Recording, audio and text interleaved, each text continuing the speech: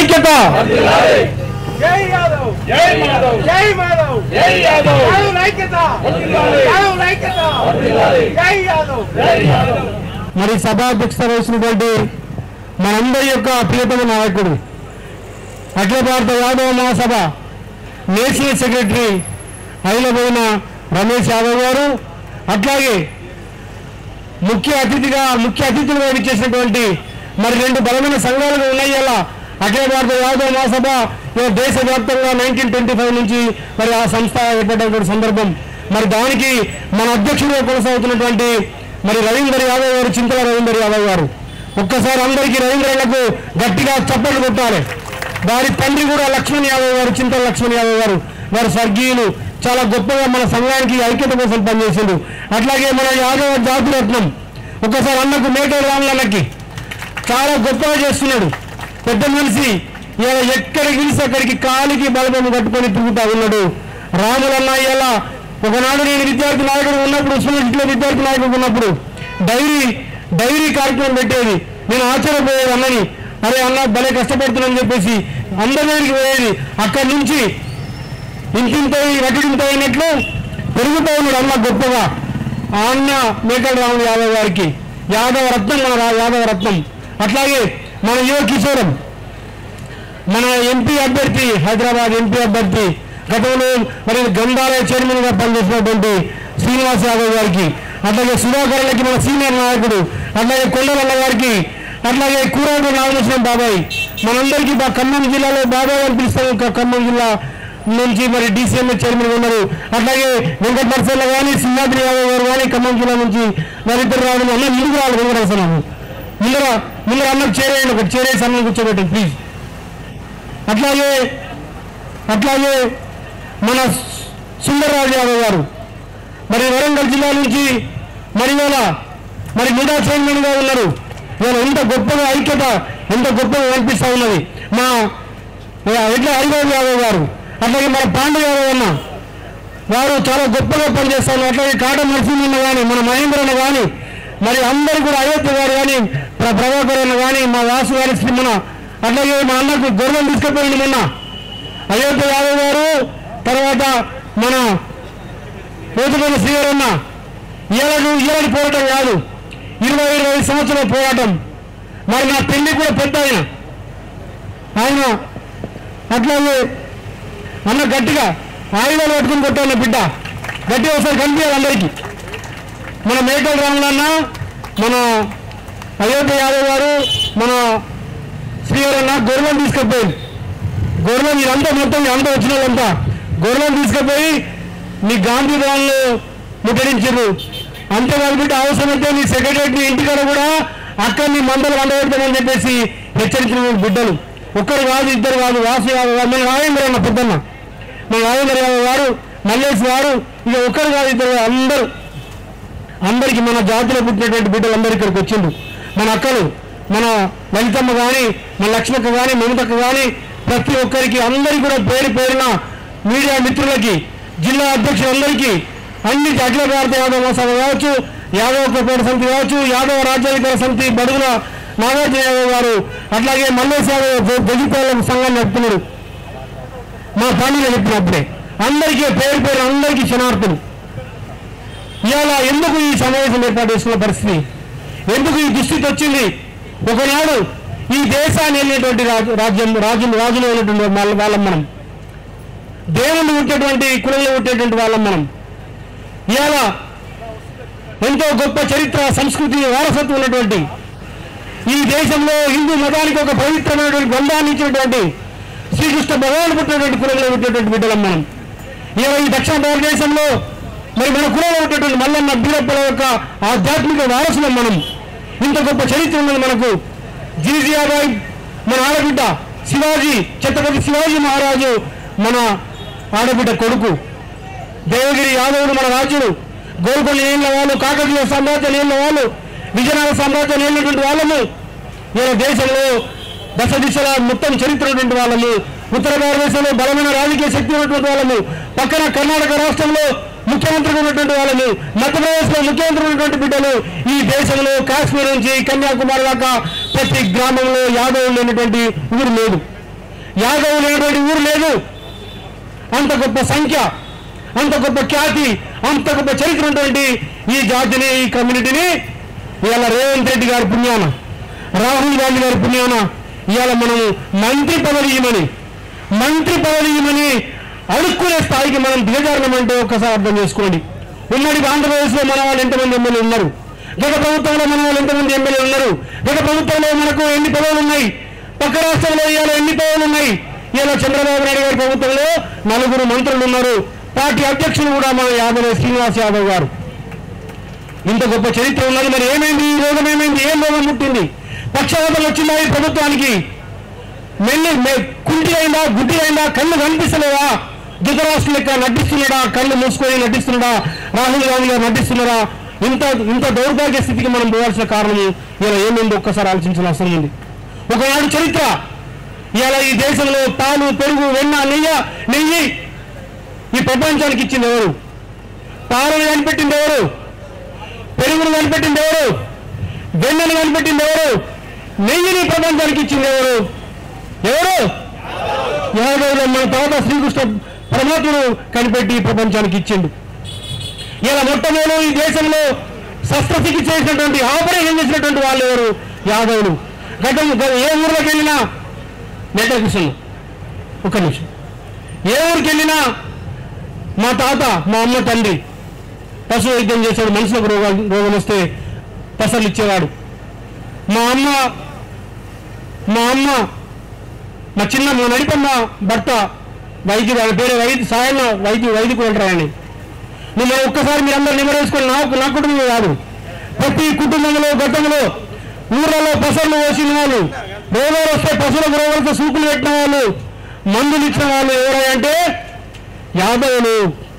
ఎందుకంటే ప్రకృతితోటి మమేకమైనటువంటి వాళ్ళు మొత్తం అన్ని కూడా మరి అన్ని తెలిసి ఏ పసరు దేనికి పనికి వస్తుందో తెలిసినటువంటి వాళ్ళు. అంటే మొట్టమొదటి డాక్టర్లు యాదవులు, సైంటిస్టులు యాదవులు, రాజ్యాలు ఉన్నటువంటి యాదవులు. ఇవాళ అంత గొప్ప చరిత్ర ఉన్నటువంటి యాదవులలో ఇవాళ మనము మంత్రి పదవి వరకునే పరిస్థితికి ఇలా మనం దిగజారున్నాం. ఇది చాలా దుర్మార్గమైనటువంటిది. ఒకటే చెప్తా ఉన్నాను, మీకెంత కండకావరము, మీకెంత అహంకారము, ఎవడిచ్చాడు మీకు ఇంత అహంకారం అని చెప్పేసి ఇలా మనం ప్రశ్నించాల్సిన అవసరం ఉంది. ఇలా యాదవులకు అందుకోసమే యాదవులకు మంత్రివర్గంలో వెంటనే భాగస్వామ్యం కల్పించాలి. యాదవులకి జనమాస ప్రకారము నామినేటెడ్ పదవులు ఇవ్వాలి. యాదవులకి ఏదైతే గత ప్రభుత్వం గొర్రెల పంపిణీ కార్యక్రమం చేసింది, 12,000 కోట్ల రూపాయలు మరి కేటాయించి పంపిణీ చేయడం జరిగింది గొర్రెల్ని. మీరు రకరకాల ఇబ్బందులు అయినాయి దాంట్లో అని చెప్పేసి, లోపాలు జరిగినాయని చెప్పేసి మాట్లాడి మీరు ఏమన్నారంటే, మేము గొర్రెలు పంచము డైరెక్ట్ గా డబ్బుల్లో మేము ట్రాన్స్ఫర్ చేస్తాము 2 లక్షల రూపాయలు అని చెప్పేసి మీరు మాట్లాడింది. మరి ఏమైనా గొర్రెల పంపిణీ కార్యక్రమంలో భాగంగా మీరు 2 లక్షల రూపాయలు మా అకౌంట్లో ఎప్పుడు వేస్తారని చెప్పేసి ఇవాళ మా ఆందోళన కోసం ఇవాళ ఈ సమావేశమైన యాదవ్ కార్పొరేషన్ కి 10,000 కోట్ల రూపాయలు కేటాయించాలని చెప్పేసి డిమాండ్ కోసం మనం ఇక్కడ ఆర్గనైజ్ అయినాం. అట్లాగే బీసీలకి మనం యాదవ్లో ఉన్నాము, బీసీలో ఉన్నాము, 42% మరి స్థానిక సంస్థలు కానీ విద్యా ఉద్యోగ రంగాల్లో కానీ రిజర్వేషన్లు మరి ఇస్తామని గత ప్రభుత్వం చెప్పినది కాంగ్రెస్ డిక్లరేషన్ భాగంగా. దాన్ని ఎప్పుడు ఇస్తామని చెప్పేసి అడగడం కోసం మనం ఈ సమావేశమైనాం. ఇక ఒకటే మనం విజ్ఞప్తి చేయాల్సిన అవసరం ఉంది, ఇక మనం ఐక్యం కావాల్సిన అవసరం ఉంది.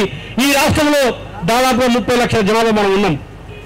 30 లక్షల జనాభా ఉన్నటువంటి యాదవ్ కుర్మలో ఇవాళ కనీసం కూడా రాజకీయ ప్రాతినిధ్యం లేనటువంటి పరిస్థితిలో మనం వెళ్ళిపోతా ఉన్నాం. మరి మిగతా మిత్రులకి, మరి రేవంత్ రెడ్డి చుట్టాలకి, పక్కాలకి, వాళ్ళ కుటుంబాలకి ఇలా ముఖ్యమంత్రితో పాటు మంత్రివర్గంలో భాగస్వామ్యం కల్పించుకోవడం జరిగింది. ఇలా మళ్ళీ అంటున్నారు, మళ్ళీ ఇంకా 3 ఉన్నాయి.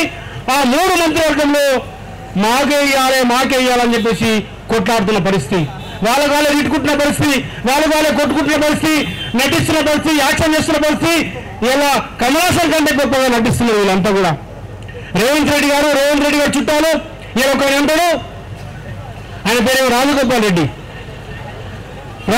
రెడ్డి, నువ్వు నాకు మంత్రి పదవి ఇవ్వకపోతే చూస్తాను నీ సంగతి అంటాడు. ఈయనంటాడు ఇస్తా ఆగు అని అంటాడు. ఇంకొకైనా రంగారెడ్డి జిల్లాకు లేదు, మళ్ళీ రంగారెడ్డి మాకు కావాలని ఆయన అంటాడు. ఇంకొక మాట రాజమోహన్ రెడ్డి ఇంకొక మాట మాట్లాడతాడు, మా నిజామాబాద్ జిల్లా ఉన్నాడు సాగుదాలకు వచ్చిన సుదర్శన్ రెడ్డి, నాకు మంత్రి పదవి ఇవ్వాలి, నాకు మంత్రి పదవి ఇవ్వాలని. ఎన్ని పదవులు ఇవ్వాలి మీకు? ఎన్ని ఇవ్వాలి? మీరు ఏం చెప్పిండ్రు?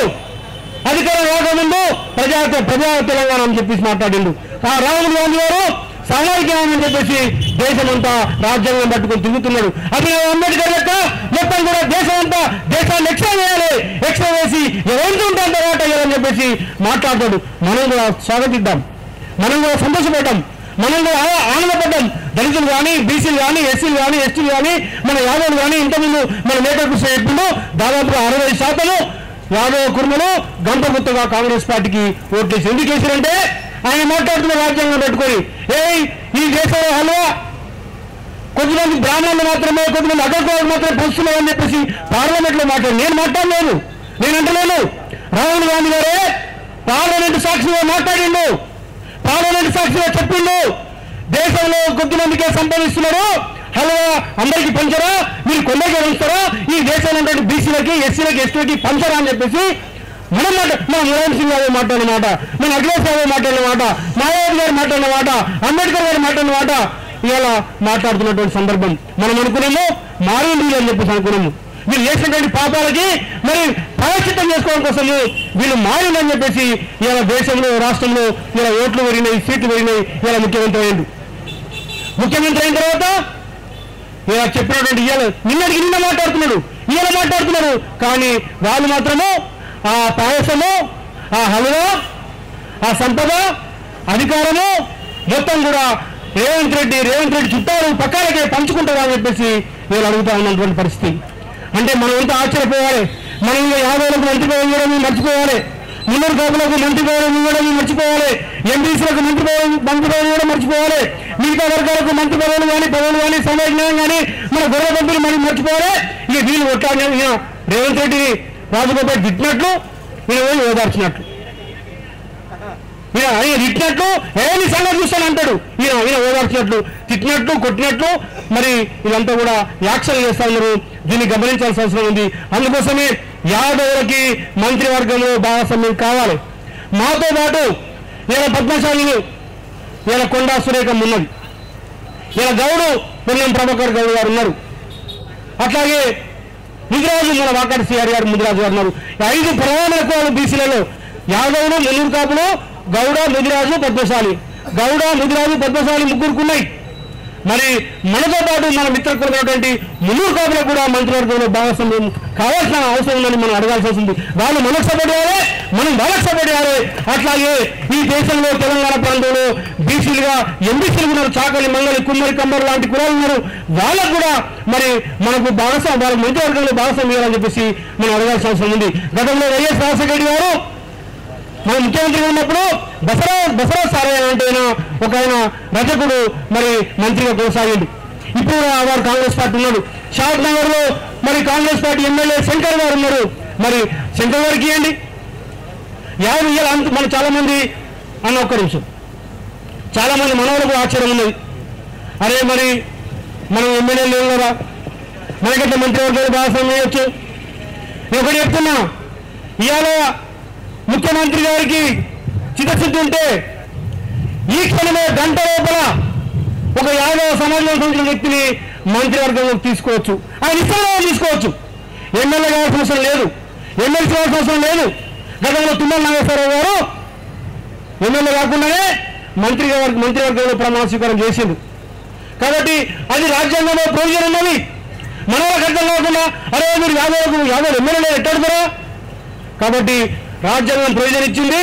అందుకోసం రేవంత్ రెడ్డి గారిని డిమాండ్ చేయాలి, ఇమీడియట్ గా యాదవులను మంత్రివర్గంలో తీసుకోండి. మీరు అనుకుంటున్నారు ఏమైతే వీళ్ళతోటి ఏం చేస్తారు, రకరకాల సంఘాలు ఉన్నాయి, రకరకాల వ్యక్తులు ఉన్నారు, రకరకాల పార్టీలు ఉన్నాయి, వీళ్ళు ఏం చేయగలుగుతారని చెప్పేసి అనుకుంటున్నారు. అట్లా కాదు బిడ్డ. ఇవాళ మేము ఎంత కలిసినాం. ఇవాళ మా రవీంద్ర అన్న, మా కురాకుల నాగభూషణం అన్న, మా సింహాద్రి, మా వెంకటరసయ్య, మా నాగార్జున, మా మల్లేషు, మా రమేష్ అన్న, ఇవాళ ఒక్కొక్కరు ఒక సంఘం, ఒక్కొక్కరు ఒక పార్టీ. ఇవాళ ఎందుకు కలిసినాం?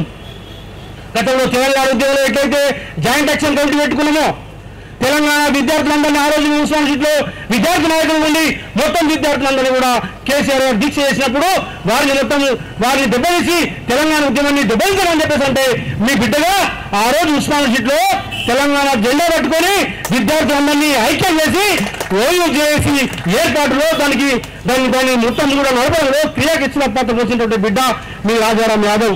180 కేసులు పెట్టుకొని 6 నెలలు జైలు ఉన్నటువంటి బిడ్డ మీ రాజారాం యాదవ్. మొత్తం అన్ని విద్యార్థి సంఘాలు ఉస్మాన్ సీట్లో రకరకాల భావజాలైనటువంటి విద్యార్థి చాలా తెలివితేటలు అనేక ఫోటోలు చేసిన వాళ్ళని కూడా ఒక్కటాటి మీకు తీసుకొచ్చి జాయింట్ యాక్షన్ కమిటీ పెట్టినాం. జాయింట్ యాక్షన్ కమిటీ గొప్పగా నడిపినాం. ఆ రోజు మీకు ఒక్క మాట నేను గుర్తు చేస్తాను సోదరులారా, నా కొడుకు పుడితే కూడా నేను 1 month తర్వాత జైలుకి వచ్చి నేను చూడడం జరిగింది. అట్లా తెలంగాణ ఉద్యమం మనం ఉన్నాం. నేను ఒక్కనే కాదు, మనందరం ఉన్నాము. మన దొడ్డి కొమరయ్య ఆ రోజు తెలంగాణ సాగపోవడంలో మొట్టమొదటి రోజులు ఇంతమంది మన మధ్య చెప్పిండు. మా రోజు విష్ణు రామచంద్రెడ్డి లాంటి దొరతోటి భూషాలతోటి కొట్టలేని బిడ్డ మన తాత దొడ్డి కొమరయ్య. తర్వాత మన అక్క బెంగళతక్క ఇలా మన సూర్యకుమార్ వచ్చింది ఇక్కడికి. తెలంగాణ అన్నందుకు ఆమెని 32 ముక్కలు చేసిండు ఆ రోజు పాలకులు. తెలంగాణ అన్నందుకు మన సాంబశివుని హత్య చేసిండు. తెలంగాణ కోసం కొట్టనందుకు మన రాముని హత్య చేసిండు. ఇలా ఒక్కరం కాదు, ఇంకం కాదు, అందరం కూడా మా శ్రీహరితో పాటు ప్రతి వాళ్ళం కూడా ఆ రోజు తెలంగాణ ఉద్యమంలో మనం అందరం ఉన్నాం. మీరు తెలంగాణ ఉద్యమం యొక్క అనుభవాన్ని అడిగిన నాగేశ్వరరావు గారు సీనియర్ నాయకులు, వారిని మాజీ కార్పొరేషన్ చైర్మన్ వారిని వేదిక మీకు రావాల్సిందిగా కోరుతా ఉన్నాము. కాబట్టి నేను చెప్పాల్సుకున్న ఒకటే సోదరులారా, ఇవాళ మనం అందరం ఐక్యం కావాల్సిన అవసరం ఉన్నది. ఐలేష్ నువ్వు కూర్చో, ఐలేష్ నువ్వు కూర్చో. ఆ రోజు ఐలేష్ కూడా విద్యార్థులు ఆ రోజు మా యూనివర్సిటీకి వచ్చి బ్రహ్మాండంగా పార్టిసిపేట్ అయ్యేది.